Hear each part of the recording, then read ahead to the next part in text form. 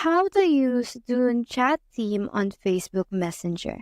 Now, let's say you want to change a chat theme of a specific person or a specific conversation on your Facebook Messenger. All you have to do is to tap on that specific conversation, which is right here, and click on this eye icon on the upper corner. Now, once you're here, all you have to do is to scroll down until you find this on the upper part, which says theme, under customization right here, and click on that.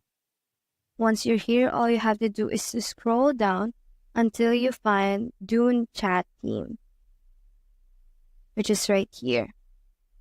Now, in order for you to change or use this specific Dune chat theme, all you have to do is to tap on that specific theme, and it will give you a preview as to how your chats will look like.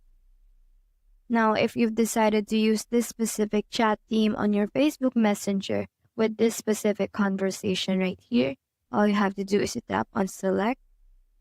And now you have changed this specific conversation into Dune chat theme. So that's how to use Dune chat theme on Facebook Messenger. Hope you helped.